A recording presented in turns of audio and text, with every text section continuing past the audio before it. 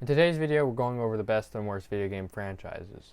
This is my opinion. I know people are going to agree and disagree with me, but that's fine. First, we're going to start off with Silent Hill. Silent Hill is the greatest horror game of all time. Greatest horror franchise of all time. Again, my opinion, but I know there's people out there that are going to agree with me. It is unmatched when it comes to horror. What else can you really say? If you haven't played a Silent Hill game, go out there and play a Silent Hill game. Now, they're expensive nowadays, but if you have that type of money, trust me, you'll like the game. It's a great series. I mean, they were all great until about the fourth game. The fourth game was good. First, second, and third game are phenomenal, and the way the game just makes you on edge, and you literally every single corner, around every single corner could be something there, and you only have a certain amount of weapons that you can use to fight back. So you have a chance to get away, but also it's not overpowering. Unlike games, Silent Hill games like Homecoming and Downpour. Homecoming, it was, and Origins. I forgot Origins for a second. Origins, my God, you get so many weapons in that game. Otherwise, Silent Hill is a great franchise, and I wish it could have held up throughout its whole lifespan. Now they're coming out with the new Silent Hill 2, and I'm excited for that. I'm definitely going to be playing that, and I might even play it on YouTube. We'll see. I might do a video on it. Moving on to GTA. Now, there you could say a lot of things about GTA, but come on. San Andreas, Vice City, all those games are phenomenal. San Andreas is obviously the greatest GTA game, but it just has literally everything you need, almost everything you need in the game. Not everything, but it's still a great series. San Andreas is a phenomenal game. Vice City is a phenomenal game. Pretty much every single GTA game was good, almost. 5 it's decent. It still holds up. I still play it sometimes, but I only play online. But other than that, 4 was great. 4 was also really good. I liked 4. Moving on to one my friend wanted me to do, because I had a list before of video game franchises. I had a list of those games, and he told me this one franchise should have been on there, and I was like, he's right. I need to put that franchise on there. So what I did was I switched one out.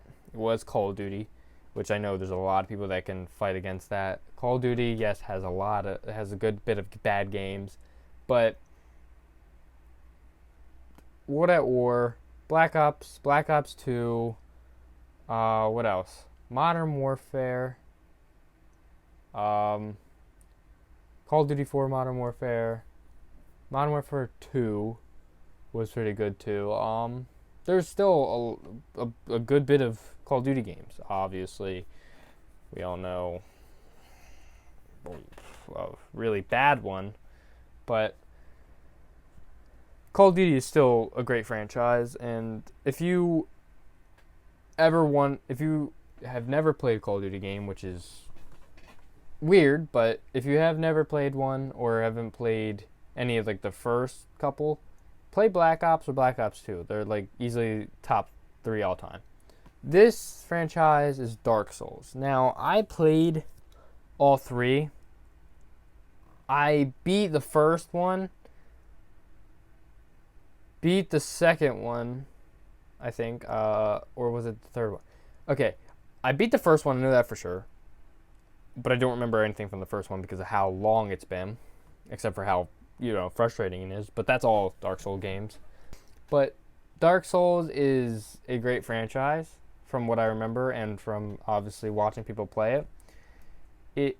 It's obviously a frustrating game, but overall, the combat in the game is fun.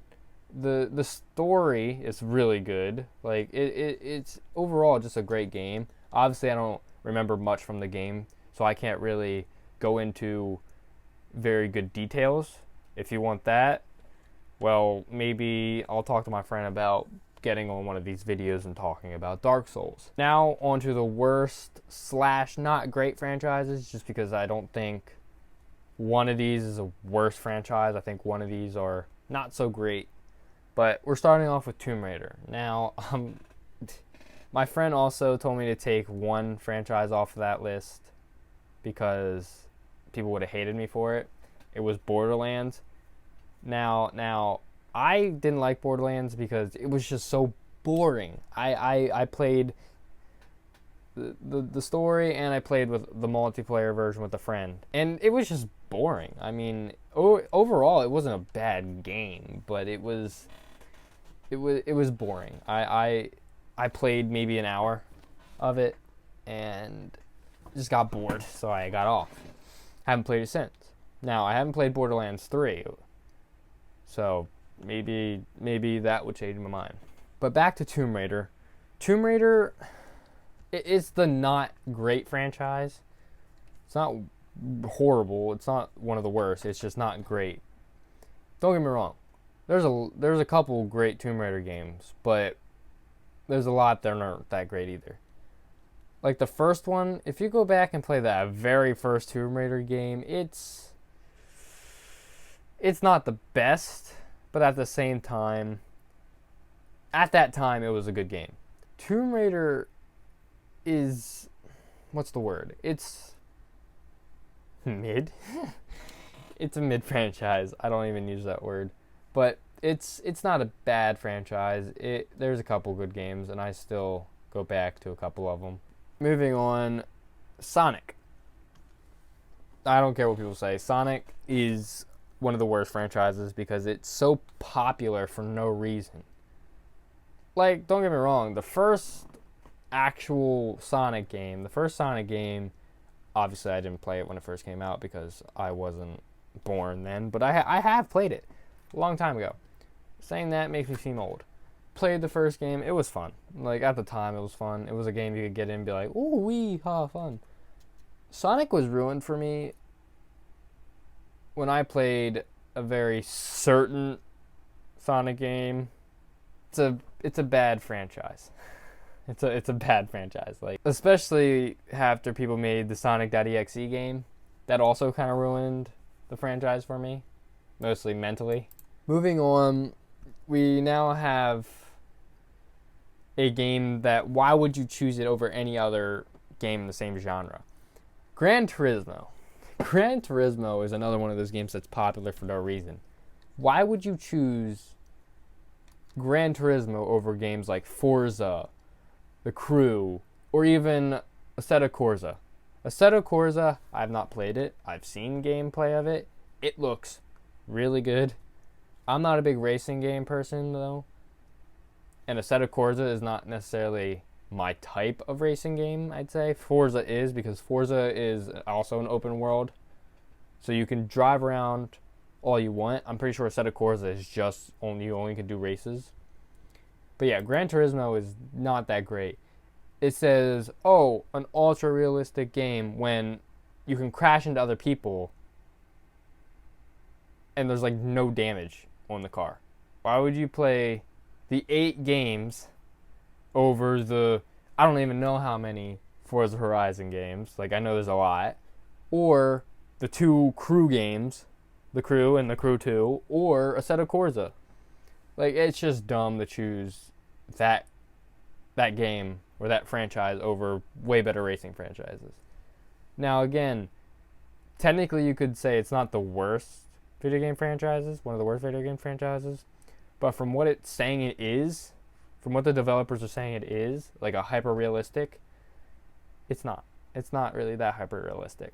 If you look at games like Forza is so realistic. The realism in that game is crazy. The inside, the outside of the car, the cars that you can get in the game. My friend has Forza Horizon 5. That game looks phenomenal. Sadly, It's $60. I have Steam up here right now because I was looking at how much Gran Turismo is, but then I realized Gran Turismo is not on Steam, which I didn't know. Ice cream truck. Now, Forza Horizon 5 is probably the best Forza. Probably, I don't know. I haven't played many Forza games in my life because I don't have an Xbox, and I literally just got a PC. As you can see it's an ACVIN, if that's how you say it. I don't know if that's how you say it, but AQVIN. That looks like that's what it sounds like. It's a good PC, 32 gigabytes RAM.